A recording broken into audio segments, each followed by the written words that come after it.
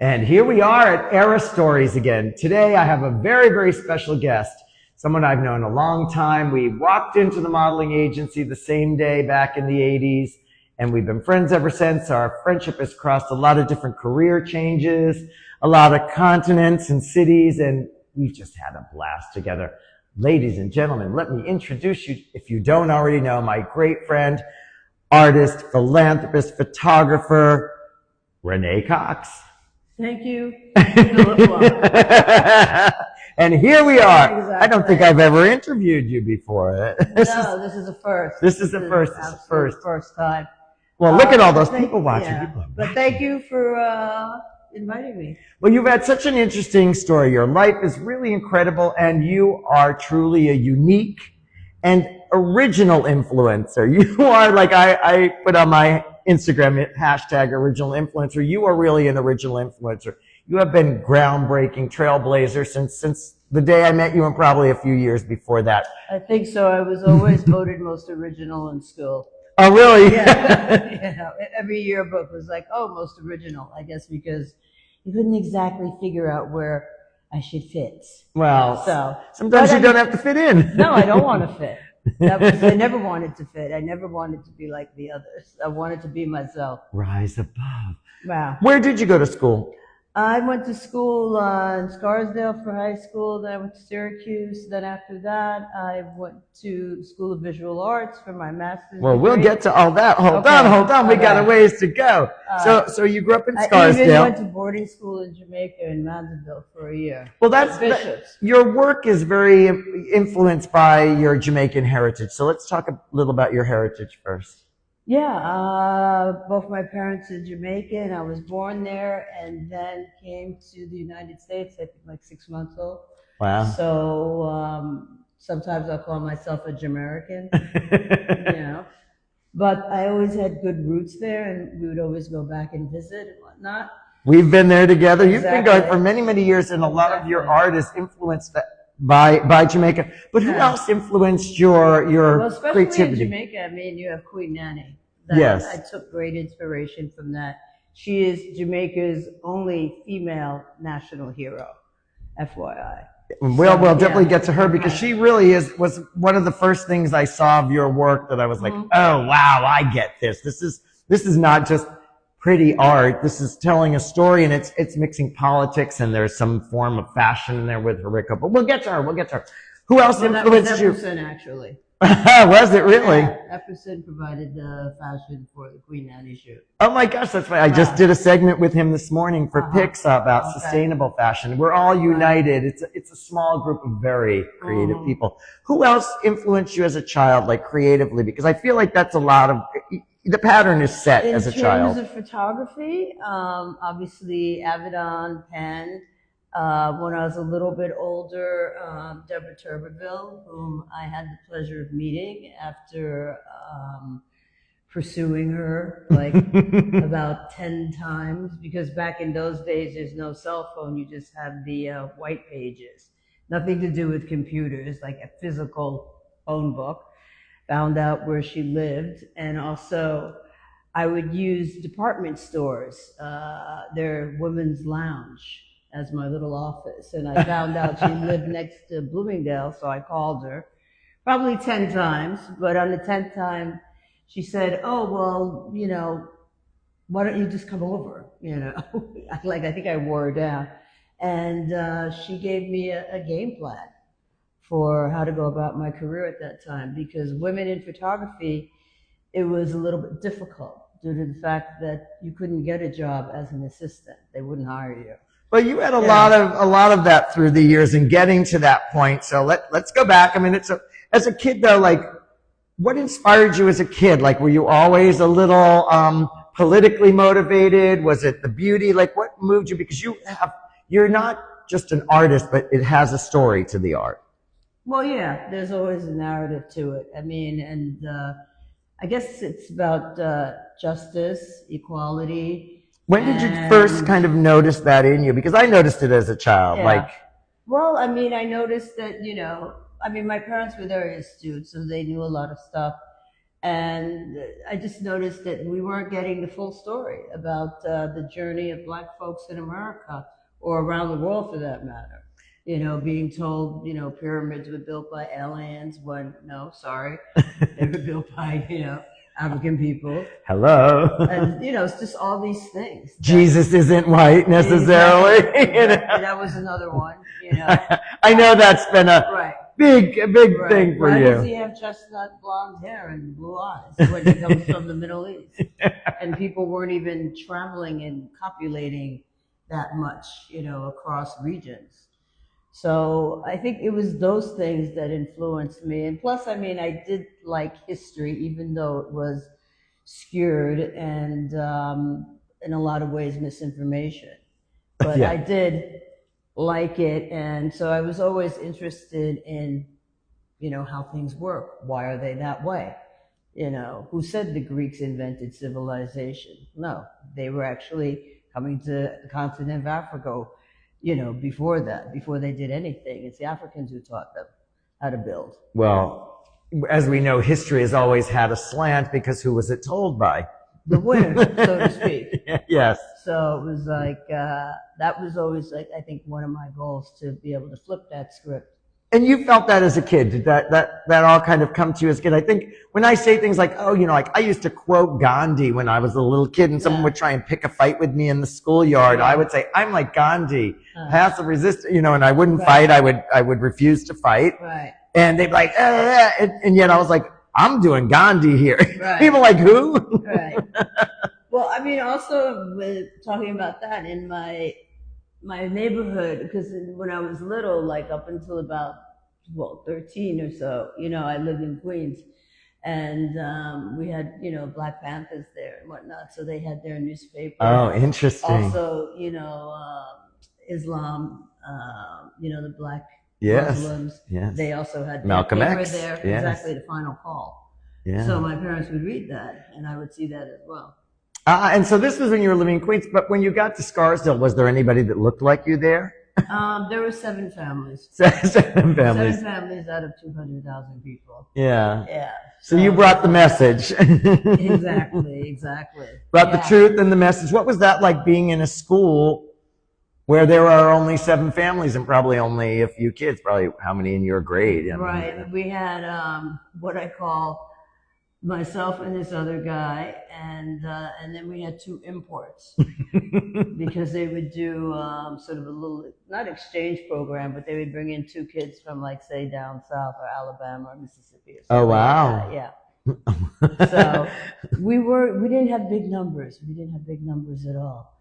So in that environment, I mean, you have to go with the flow. Were you rebellious as a student, or were you a good student? I was I don't like rules. So, I know. That's why we're friends. I don't like rules. I always felt that rules were made for, like, the others. Well, or just made in such a simplistic fashion. And if you can think beyond what the situation is, well, the rules shouldn't really have to apply to you. It's for those that can't think beyond it and can't prepare for what's about to come. Exactly. For those that need to be sort of controlled. Shepherded. Exactly. So I wouldn't say I was like rebellious, but I always stood up for what I thought was right or what I should, you know, do. I mean, like when I was little in Catholic school, I had to do Holy Communion as an example. So 4th grade. So here they are giving us this wafer that's this dried up thing that's made in Secaucus, New Jersey. Very spiritual. Yeah. And, you know, it's like, oh, put it on your tongue and let it dissolve. Like you can't chew it because it's supposed to be the body of Christ. Then they give you this really extra bad wine, worse than Manischewitz. Yes. Okay. And this chalice that at that time they're passing to everybody. So very unsanitary. Very. And then pre-COVID. Exactly. Decades. And then they're like, you know, this is the blood of Christ. And my thing was like, what do you mean it's the blood of Christ? I thought you weren't pandering to the pagans, but we're like basically acting like cannibals if we're eating his body and then drinking his blood. And then they were like, okay, we don't know who you are, but we're going to send you to talk to a Jesuit. because the Jesuits are the more sort of intellectual side of Catholicism. And the Jesuit priest was actually pretty cool because he said to me, he goes, "Your church is here within." Wow, that's great. Yeah. That is great. Yeah. And when I heard that, I ran home to my mother and I was like, okay, look, we don't have to go to church because our church is right here. We don't have to keep doing this, kneeling, singing, up and down, people passing around the basket crap anymore. Well, you've had a very interesting spiritual journey through your career as well and through life. And we'll get to that more towards the end too. But I want to talk about first jobs. When did you start working for the first time? First time working, I'd say not serious, but interesting job is when I graduated from Syracuse. And I worked at Fiorucci. Oh, yes, of course. The alumni, we're all Fiorucci alumni here. I think NADIA worked at Fiorucci as well. We're all Fiorucci alumni. We have our great stories from there. Different times because you didn't last long there. Right. With Joey Arias as my manager. Yes. And Luisa, that lady Luisa, she was so mean, that blonde little Italian lady. She was very mean. She was horrible. I forgot about her. And Guido with the mustache, she was really nice. Yeah. We had fun. We all had fun. I don't think we weren't there at the same time, but around the same time. I worked at the Cappuccino bar there. Okay. Yeah. I used to hang out with Sylvester and Mariel Hemingway, Margot Hemingway. Everybody came in that store. No, for sure. Cher. Yeah. I remember helping Cher with the jeans because back in those days there was no stretch in the jean. So you literally had to hold them up on somebody. And if it fit, then you send them home to get into a tub of water so that it would sort of adhere to their shape. It's crazy, yeah. Well, Cher wore the hell out of them damn jeans at Studio 54 with her leather jacket. Exactly. Yeah. She was always a badass. Well, Fiorucci was really, I think, like a club. Yeah, it was like a daytime club. It was the after party or the before or the pre-party, whichever way you were coming. And and I think it was very interesting because as a designer, like Halston, Gucci, Fiorucci, there was a song. You made it to a song. Just sledge. But it was jeans, and we didn't really see that in designer wear before that. Like Calvin, Fiorucci, that all kind of came around the same time. But Fiorucci had that European flair, and they were so kitsch and over the top, the sparkly angels. Right, the shopping bags, the whole decor of the store, the sound system. Got you going. It wasn't American Eagle. No, it wasn't Abercrombie either. Yeah. Well, at the time there was Benetton and Fiorucci. Fiorucci was the funkier, cooler, disco. It was very disco oriented. No, totally. And Benetton was kind of the more like the Gap is now, sort of, I guess. But in color. Yes, but in color, living color. And that was something we always wanted to work for as a model and they never hired me because everybody looked different there. Toscani owned that. Olivia Toscani owned that campaign. And that's where you first started to see people looking different from each other in a campaign. Exotic, ethnic.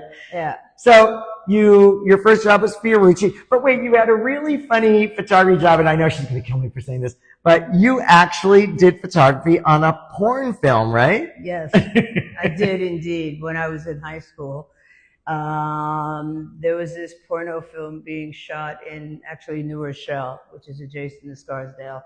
And I actually went to high school with the girl whose mother rented her house. And that had nothing to do with the porn. It's just a location. And she was so dreadfully embarrassed. But my directions for shooting was for hardcore, which was with penetration. I shot black and white. And if it was sort of softcore, no penetration, I had to shoot color. And there were some very, very long days and nights there because back then you didn't have Viagra. So you only had this woman there who was the fluffer. So her job was to sort of maintain the erection. But you would be waiting hours for like so a long but not always hard day's work. Right, exactly. Not always hard. Waiting for the actor to, get that blood going and whatnot. So yeah, that was pretty funny. It was pretty trippy. Well, that's a great experience. Yeah. I mean, like, it's not something you maybe put on your resume, but in a life story, it's a really funny experience to have. Yeah. And Well, it's note funny to to self. see somebody playing the piano with their vaginal lips. That was weird. Okay, yeah, and to capture that in still form is really, it really helps you define your technique and what you don't want to do. Exactly. The great thing about all the jobs you do along the way, we were talking about this on the phone. We have like we don't have like a 10-minute conversation. We have like 2-hour conversations at the drop of a hat. We're just both, we were talking about that the other day. It's like, your early 20s, you're just flip-flopping around. You're kind of in between a lot of careers because fashion and photography and the arts have so many careers. And you're like, well, where am I going? What am I adept at? What can I actually do? So you ended up kind of using modeling to get your way in, which is great. Sometimes you got fit in where you can squeeze in, get in where you can. And you wrote to Glamour magazine? No, what happened was I did have an agency at that time. It was called Stewart. And the story goes like this. They had a go-see for the girl who just graduated from college and was looking for a job in New York. So I went to see them, and I was that girl, and they hired me. And it was supposed to be a 2-day shoot with Bridget Lancome, which ended up being a 4-day shoot. And then at the end of the 4th day, then the editor, Phillip, asked me if I'd ever considered working for a fashion magazine. But if I have to back up a little bit, because it was through my visit with Deborah Turbeville that it gave me that sort of game plan, because that's sort of like how she started her career, working for Mademoiselle as an assistant. So when Phyllis Posnick asked me that, I was like, yeah, absolutely. I'd love to work for a fashion magazine. Well, interestingly enough, assistant fashion editor to this woman named Gabby Longy. A lot of women in those days, I believe Sheila Metzner did too, possibly. Well, I know her daughter Evan became an editor because her mother was a photographer, but I believe Sheila started that. I think that was an interesting way for women to kind of get into the business, because a woman couldn't possibly be a photographer. Yeah, no, it was totally, now it's all female dominated by me, and back then it was completely male dominated.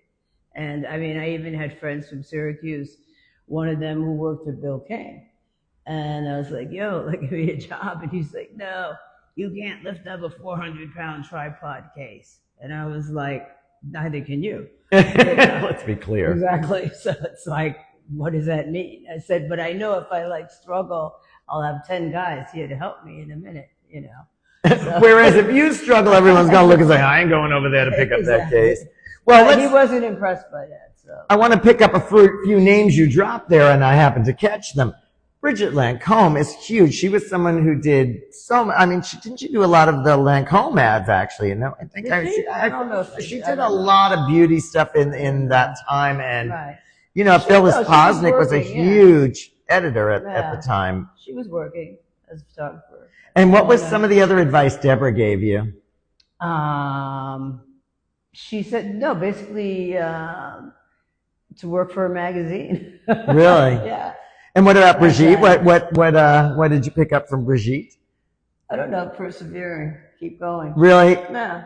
Just keep going. Keep doing it. Wow, very, very interesting. Yeah. Well, kind of after that, you worked there for a while, and then you got married right around that time. You got married early. Right. And long. Mm-hmm. I mean, you have been married for decades. And that's really interesting for, I think, someone creative. So many girls come to the city and they think, let me get my career, let me get my life, and then I'll get married. And then they end up at 30-something, and they're going, and the tick, tick, tick, boom, the clock stopped ticking, nothing's working, and then they're panicked, and they marry any schmo they can find just to get pregnant. Yeah. And I've known a lot of you out there that have done that, so don't deny it. Right. But you guys got married early. We got married very early. Not credit my mother. My mother was always like, look, you got to meet your husband in college, because back in those days you weren't strapped with student loans and whatnot. So she's like, that's the only 4 years that you have to really get to know somebody. And when she said it to me, I was like, yo, I'm not there for my MRS, I don't care, blah, blah, blah. But I guess she planted a seed, and I met my husband in college, and that was that. And she was, she was right at the end of the day. There's so many women, end up with their priorities, sort of backwards in a way. I think you don't think that when you're going into it, but then later you're like, oh, wait a minute, I totally did this the wrong way.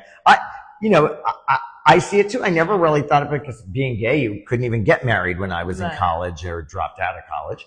But, it was years for us, but so I never had that opportunity, but I recently have really come to that conclusion. Like, you really have to meet a soulmate almost at college time. And that's the whole point of marriage. You meet someone when you're young and beautiful and amazing, and then you go through it all. So by the time the end, when you're falling apart and you've really got to support each other, you've really got to wipe each other's asses, literally. You're going to stay there. You're going to stay there. You're not going to dump him for the next hot, cute one or what? Well, maybe. No, not at all. I mean, I think that's what's important, is establishing that relationship. I mean, that is your best friend, especially, after all those years and whatnot. So to know that you have somebody that's going to be there in your time of need, and they won't have to do a wellness check on you to find out why nobody heard from you for 5 days. Well, I met my husband without sex, Peter, not at college, but in the college days at Studio 54, and we've been best friends, and that we always joke and say he's my husband without sex. We dated for a couple of weeks. We were like, oh, this isn't going to work. For whatever the reason was, we both just sort of knew maybe that you couldn't have a relationship as two gay men that would last forever in that time, but we could be friends forever. And as you know, we've separated. We get back together. You take a hiatus here or there, which, you have a very, very independent relationship with your husband, and I find it amazing. But I want to talk about something else even more amazing. In the time that you got married, Nicholas is French and white. Now, I'm not racist against anybody, but being French is difficult. No, I mean, what is it like? What was it like in that time to be a couple with somebody who was white when you're black? Like, what was it really like in that time? The thing is, and you were in college at that time, so were there other couples like that? I mean, there were some. I mean, but I was just always open, so to speak, to who is paying attention to me, who is giving me what I need. Do you know what I'm saying? So it was a white guy, I mean, I didn't hang out a shingle saying, no black guys apply. It wasn't like that at all. So it was like, when you find somebody and you connect, then I say you need to follow your heart.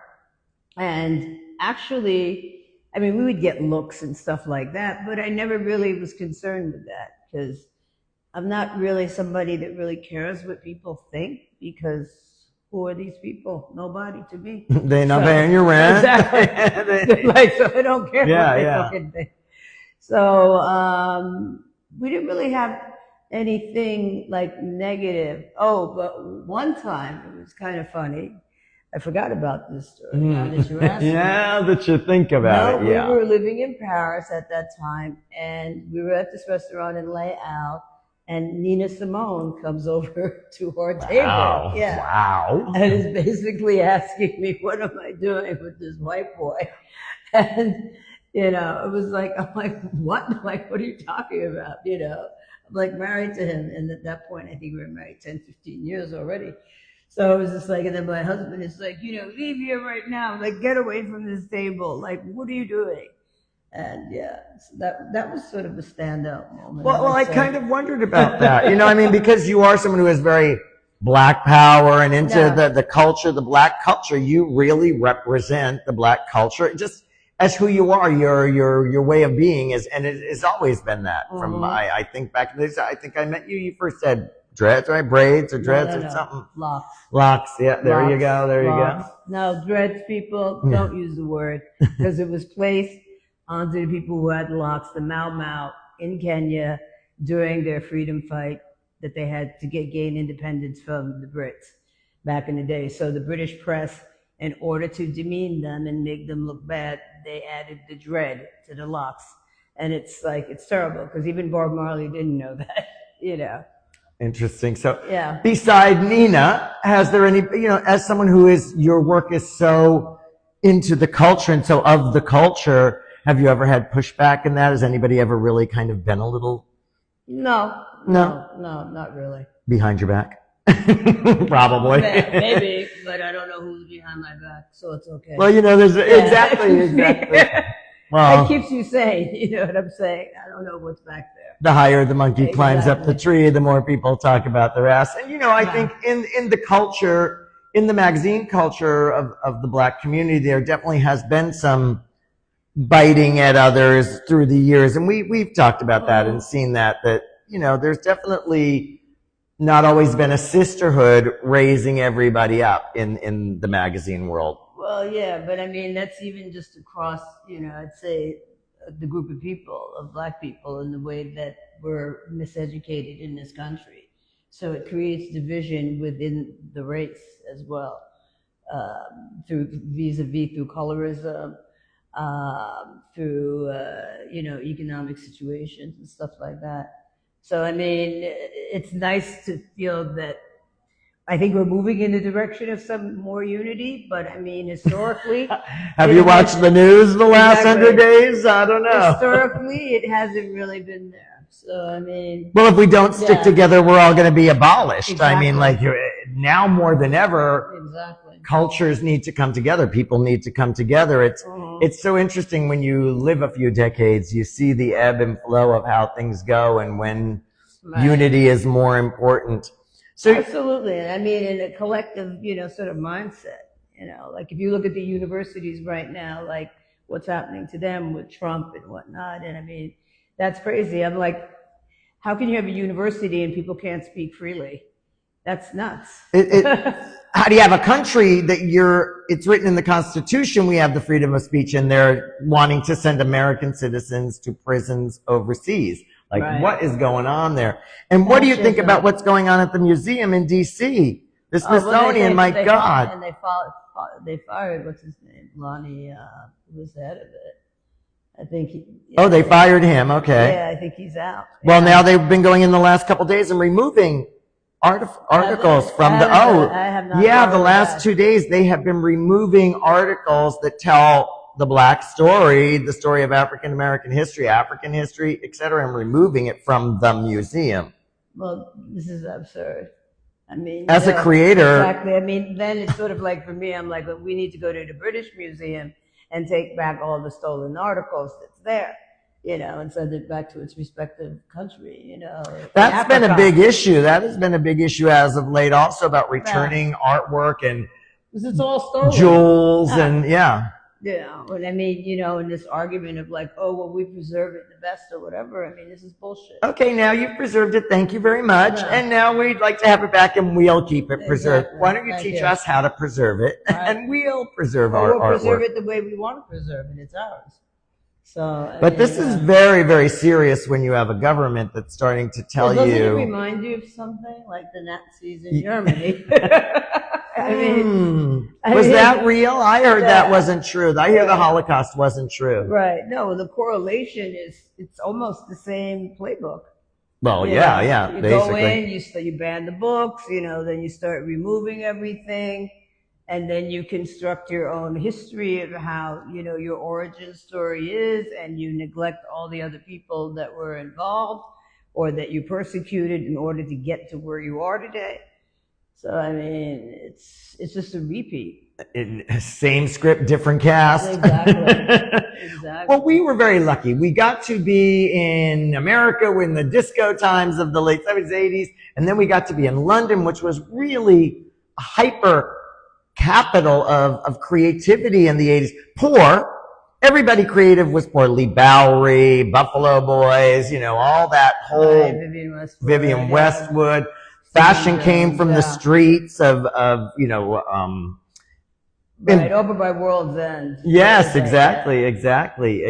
No, definitely London was, I would say, the more creative out of, let's call it the big three, London, Paris, and Milan. Yes. Yeah, that's where you really saw things happening trend-wise and people taking chances and creating things. The only issue with that, apparently, was that they couldn't deliver.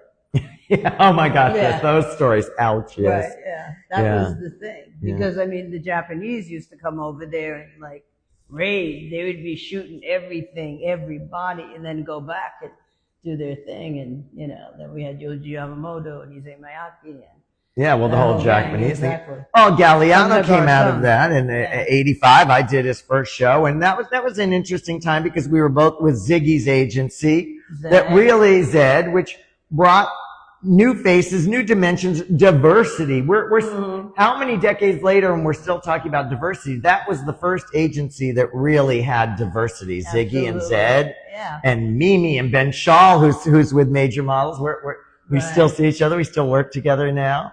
Right. I mean, Carlos Taylor. Exactly. Yeah. I mean, she had Moose, who's an Indian model. Yeah. Chris Martin, I think, who's with our agency here. I think Chris Martin was with us also.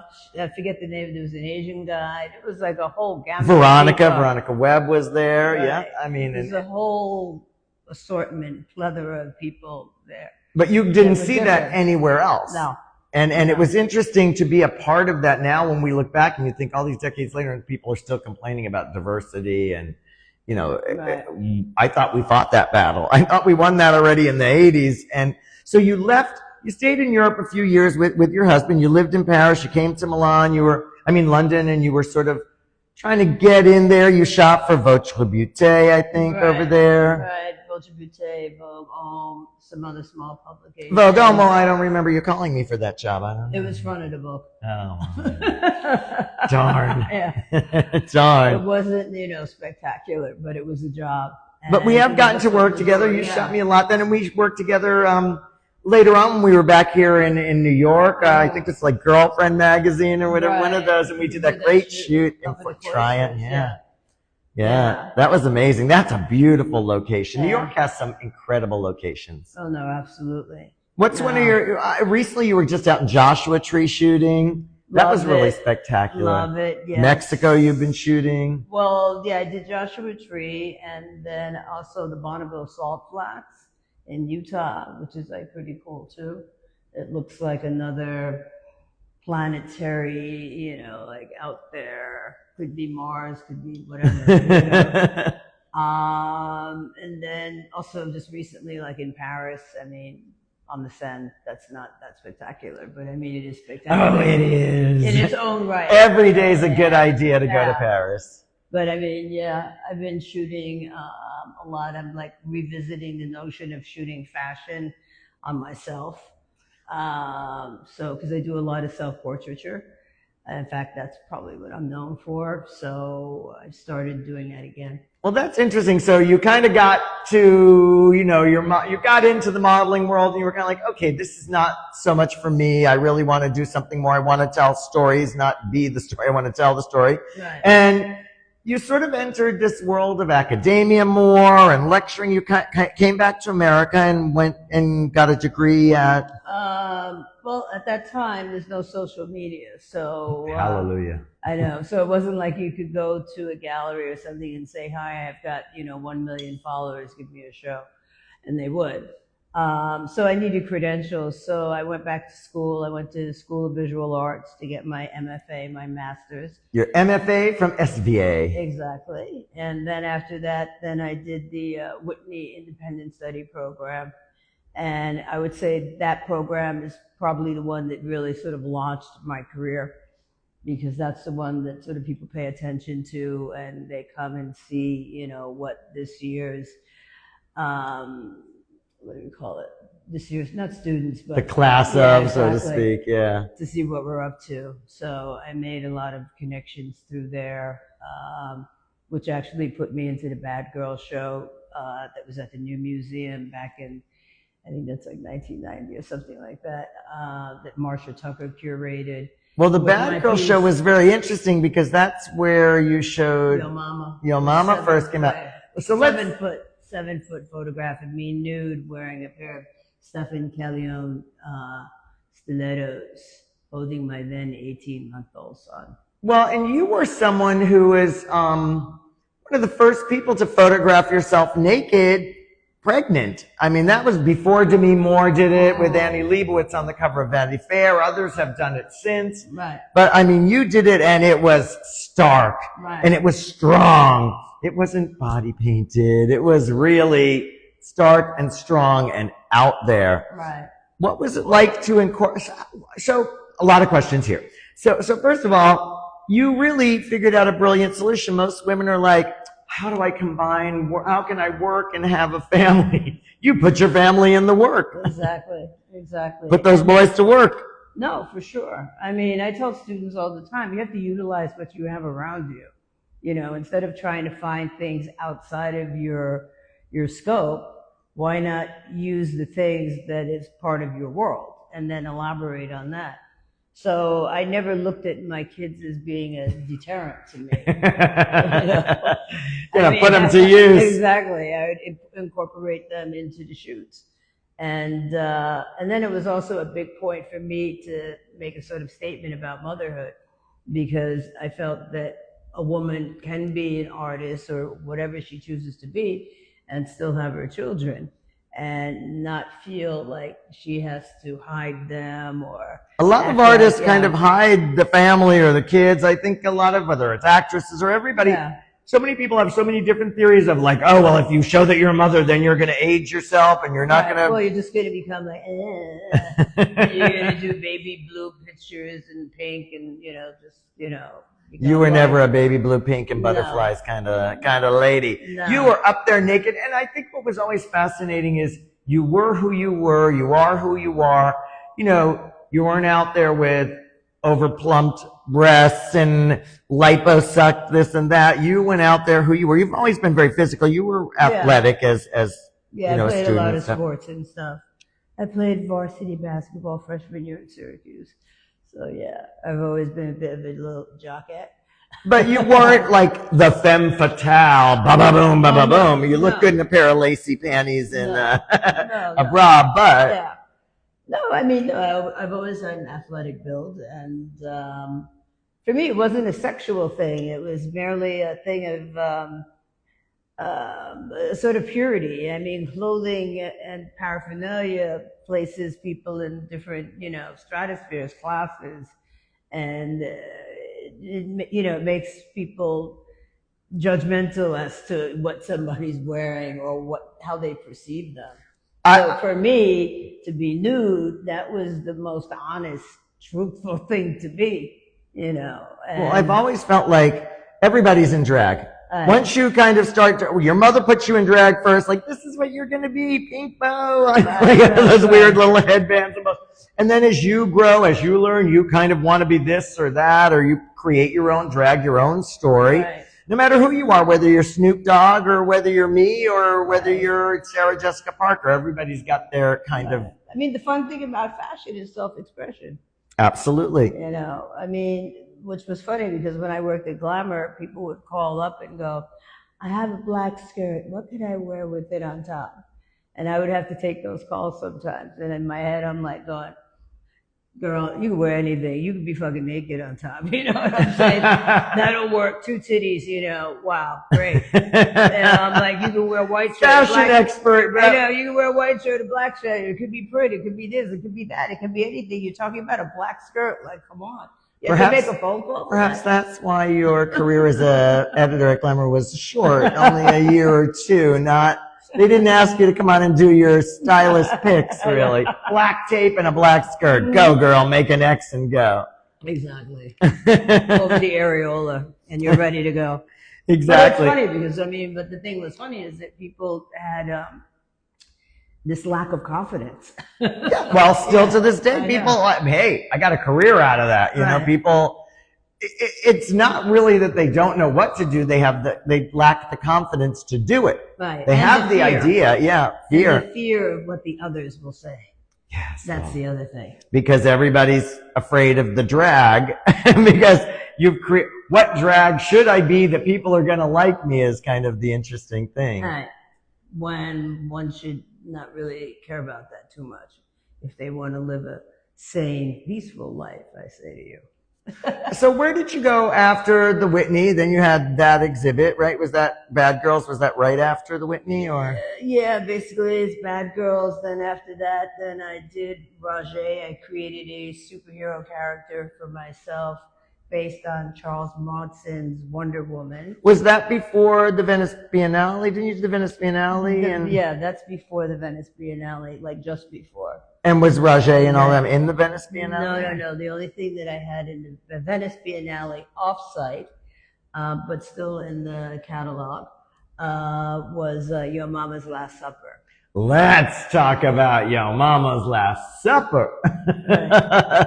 So what I was doing at that time was taking a revisionist look at Leonardo DiCaprio, Leonardo da Vinci's Last Supper.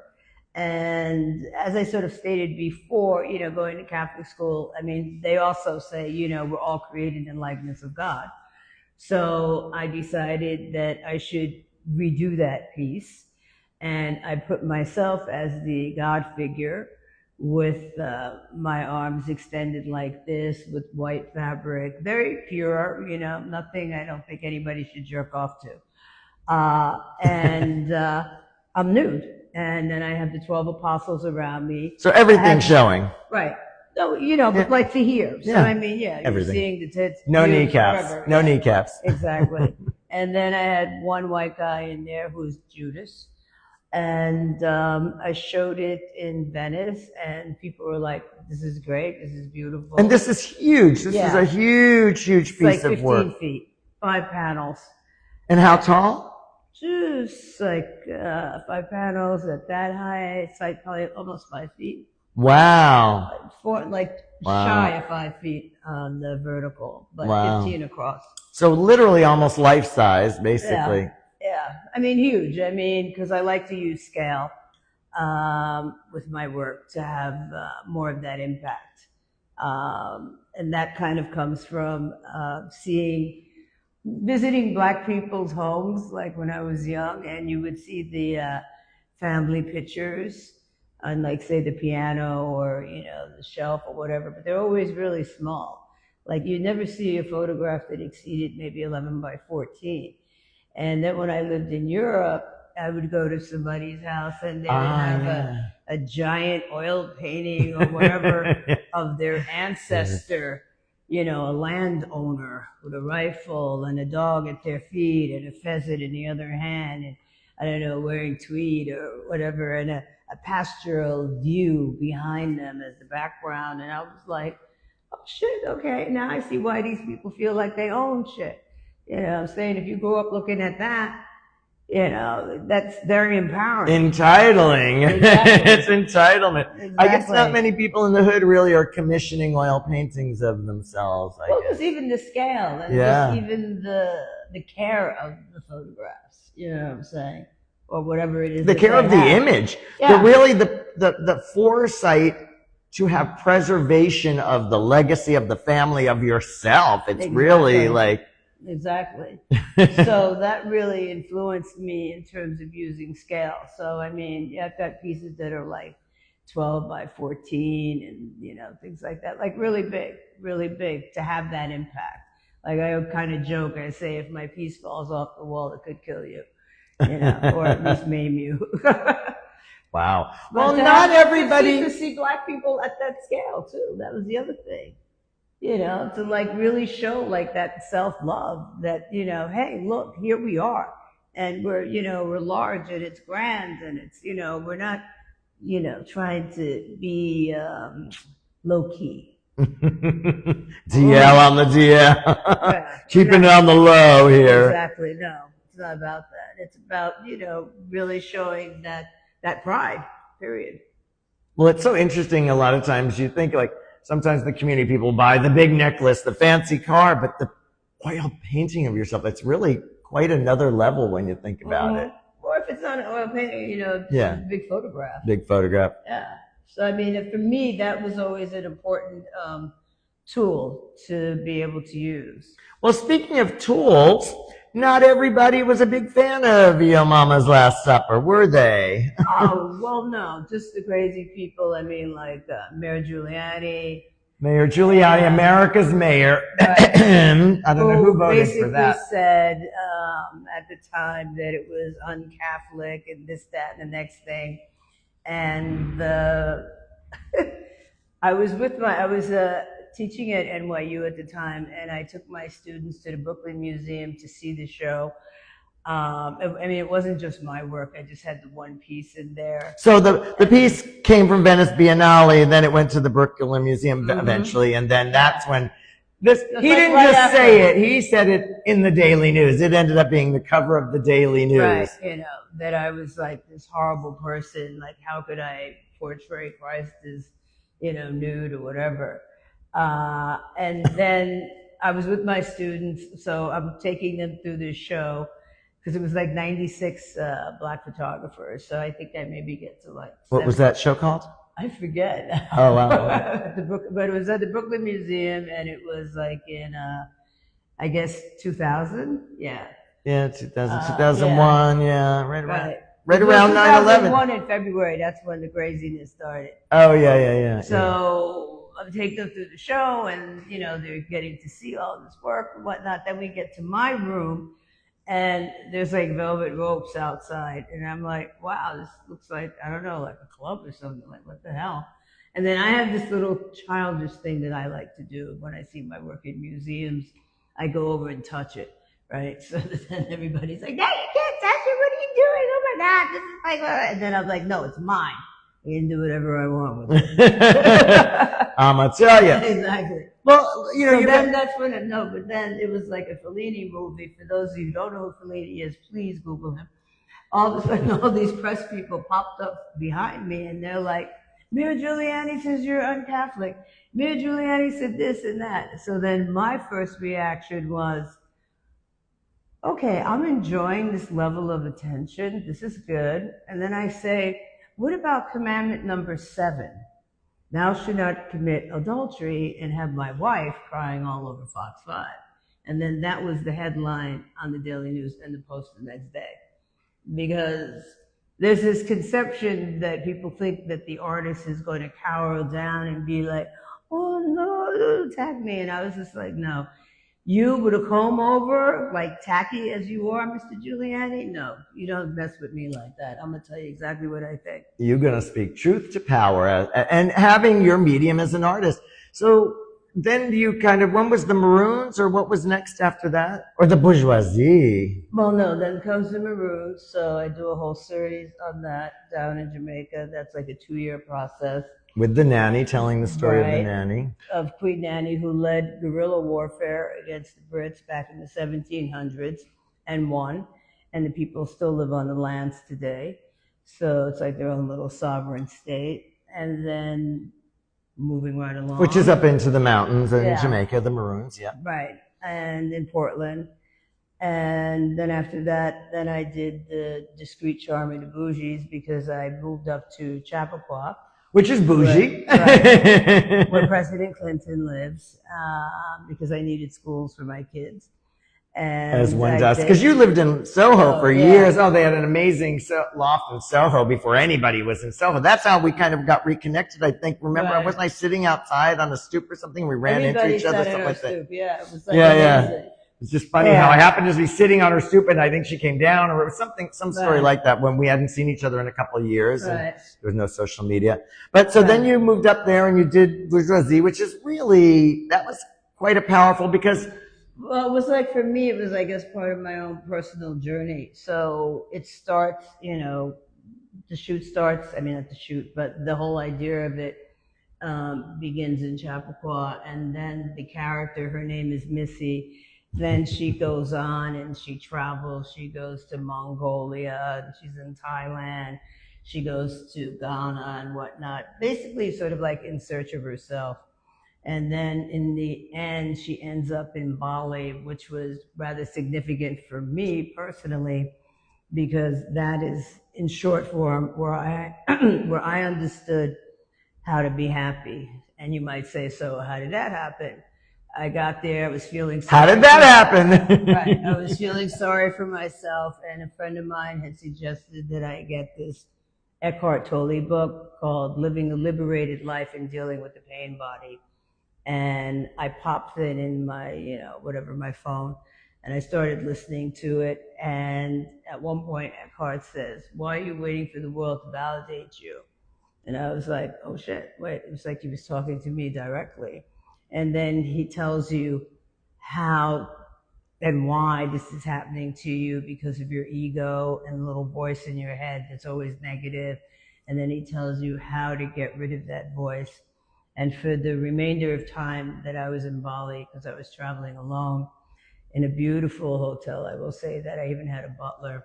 I just started doing this thing of like whenever a negative thought came in, I'd be like, okay, get the fuck out of my head. Did that like for 2 days.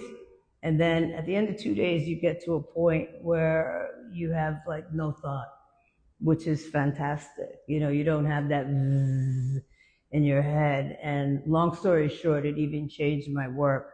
At that juncture, I started getting into fractals and sacred geometry and looking more into those areas of existence and metaphysics and stuff like that. And it's been like a savior for myself. And what are fractals? Tell us. We have a couple minutes, but fractals are a self-replicating image. So it's the idea that, okay, you can have the Empire State Building as tall as it is, but you could also reduce the Empire State Building down to the size of an atom, and you still have all the same detail that you would have. Fracturing, so to speak. Right, I guess. exactly. Yeah, fracturing. Yeah, and it became popular back in the 1980s when this professor at Yale, Benoit Mandelbrot, had the computer program to actually see that. They would use it to do maps like the shoreline, coastlines, because before they couldn't really do coastlines properly. And they would go in and do coastlines like that. And I just love it because it's like I can repeat this image and whatever image it is, and it will lend itself to going into sacred geometric configurations and stuff. Well, and it's just like a lot of fun. You've always used kind of size, even especially the superheroes. You always played with size and dimension and big. You always like it big, like your hair. Right. I like the hair. Except sometimes I like it small too. There you go. Just when I did Pieta. Oh yeah, or the little statues. Pieta is 4 inches by 4 inches, which is the Virgin Mother holding the dead Christ across her lap. And that was a piece that I felt that people needed to get close to and really look at and not be bombarded. That's brilliant. Yeah. Well, Janet Jackson, I've always heard that the whisper is because she wants people to come in closer. Right. You actually listen. When somebody whispers, I always say there's no need to scream. If you whisper, people will pay more attention. If you're screaming, people are like, oh my God. Right. Let's talk about, there's two things before we have to go I want to talk about. Guildhall. That was really amazing. It was all really a life story of your work out in the Hamptons. Some of my work, yeah. Some of your work. Yeah, some of my work. I mean, it was sort of I'd call it a mini survey show. But what was really nice is that it had my newer pieces in there, which were the fractals. And then I also got to do a 10-foot by 10-foot room of projected moving images on the floor, the ceiling, and on 3 walls. So it was like this immersive experience. Well, that's amazing. And you can see all that is on your Instagram site. Particularly, a lot of that is there. And it's amazing to see when you just get the scope of walking into a room and your creativity is everywhere in there. It's like the you room. Right. Yeah, no, projection mapping is great. I mean, I love that, to like just immerse people in a sort of situation, which that idea for me goes back to childhood from the film The Fantastic Voyage. Ah, wow. With Raquel Welch and I forget the other actors, but where they were miniaturized and they had to go into this scientist's body. Yeah. To go to his brain to shoot this aneurysm or tumor. It's crazy. That was like a crazy film, yeah. And it was like the white blood cells are attacking them and stuff like that. And it's always stuck in my head as something like, whoa, that's like amazing. And when you're dealing with fractals, it kind of allows you to do that. It allows you to travel inside of a photograph in a way. So what's next on the creative realm? Where should people be looking to see you next? Okay. Well, I mean, or is it usually, a secret? No, usually, to answer that question, I go, wait, was that not enough? Like, no, you got to do more. We don't stop, can't stop, won't stop. Right. And this is just like skimming the top. Yeah, we're skimming. Yeah. But what's next? We shall see, but whatever it's going to be, I know it's going to be fantastic. Well, and sometimes you tend to incorporate things from your life, so I'll be looking through this and watching for hints. It'll be something maybe a little from the past and definitely a lot of the future. Well, I think, no, I'm pretty much about being present moment. Great. You know what I'm saying? Well, let's talk about your newest endeavor, again with the family. Right. Tasha's Patties. Yes, I'm a co-owner of Tasha's Patties.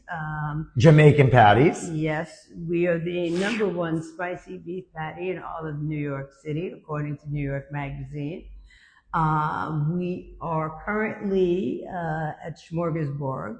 In Brooklyn, which is in Brooklyn on the weekends. Yes, Saturday in Williamsburg at Marsha P. Johnson Park. Go Marsha P. Johnson, yes. And on Sundays at Prospect Park at the intersection of Ocean and Lincoln. And we're there until 11 to 6, and you should stop by because you've never had a patty like this. There's no mystery. Mama's Patties. There's no mystery meat. Yeah, it's all like... And the banana fritters, and the punch, and the ackee and sawfish. Right. This is real. And this is like quality. This isn't just like food truck food. This is really other level. No, we use 100% Angus beef. We marinate our chicken like overnight. I mean, I personally make this ackee and saltfish.